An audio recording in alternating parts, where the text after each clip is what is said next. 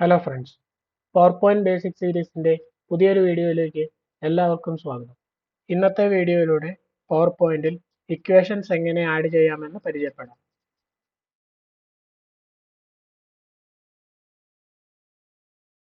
Academic presentations create ചെയ്യുന്നവർക്ക് എപ്പോഴും ആവശ്യമായിട്ടുള്ളതാണ് equations എല്ലാം PowerPointൽ ആഡ് ചെയ്യുക എന്നുള്ളത്. അതിനുള്ള മെത്തേഡ് നമുക്ക് ഇന്നത്തെ വീഡിയോയിലൂടെ പരിചയപ്പെടാം. അതിനായി ഇൻസേർട്ട് ടാബിൽ നിന്നും ഇവിടെ റൈറ്റ് സൈഡിലേക്ക് വന്നു കഴിഞ്ഞാൽ ഇക്വേഷൻ എന്നുള്ള ഗ്രൂപ്പ് കാണാം.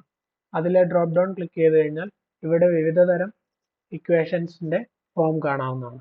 അതിൽ നിന്നും ആവശ്യമായിട്ടുള്ള ഇക്വേഷൻ സെലക്ട് ചെയ്യാവുന്നതാണ്. ഞാനിപ്പോൾ ആദ്യത്തെ ഇക്വേഷൻ തന്നെ സെലക്ട് ചെയ്യുന്നു.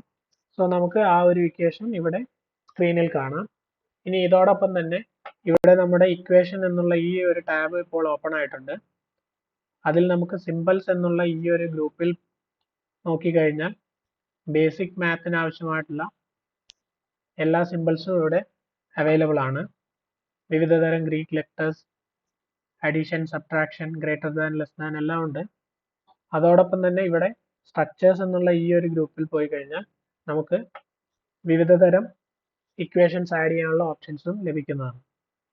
ഫ്രാക്ഷൻ ആണ് ആഡ് ചെയ്യേണ്ടതെങ്കിൽ ആ ഫ്രാക്ഷൻ്റെ ഏത് ഫോമാണ് വേണ്ടതെന്ന് നമുക്ക് ഇവിടുന്ന് സെലക്ട് ചെയ്യാം. ഈ ഒരു ഫോം ഇവിടെ നൽകി കഴിഞ്ഞാൽ ഇതേ ഫോമിലുള്ള ഒരു ഫ്രാക്ഷൻ നമുക്കിവിടെ എൻ്റർ ചെയ്യാവുന്നതാണ്.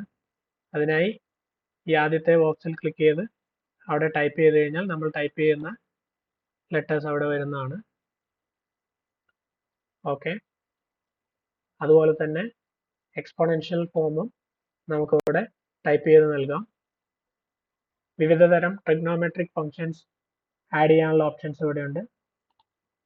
നമുക്ക് റാഡിക്കൽ ഫോം, ഇൻ്റഗ്രൽ ഫോം, അതേപോലെ വിവിധ തരം trigonometric functions, limit and log, അതോടൊപ്പം മെട്രിക്സ് പോലും ഇതിൽ ആഡ് ചെയ്ത് നൽകാവുന്നതാണ്. സോ നമ്മുടെ ആവശ്യാനുസരണം ഇഷ്ടമുള്ള ഇക്വേഷൻ ഫോം സെലക്ട് ചെയ്ത് നമുക്ക് പ്രസൻറ്റേഷൻ ക്രിയേറ്റ് ചെയ്യാവുന്നതാണ്. സോ അത്രയുമായിരുന്നു ഒരു PowerPointലേക്ക് ഇക്വേഷൻസ് ആഡ് ചെയ്യുന്നതിനെ കുറിച്ചുള്ള വീഡിയോ. ഈ വീഡിയോ നിങ്ങൾക്ക് ഇഷ്ടമായി എന്ന് വിചാരിക്കുന്നു. ഇതുപോലുള്ള വീഡിയോസ് തുടർന്നും ലഭിക്കുന്നതിനായി ഈ ചാനൽ ലൈക്ക് ചെയ്യുക, ഷെയർ ചെയ്യുക, സബ്സ്ക്രൈബ് ചെയ്യുക. മറ്റൊരു വീഡിയോയുമായി വീണ്ടും കാണാം. Thank you.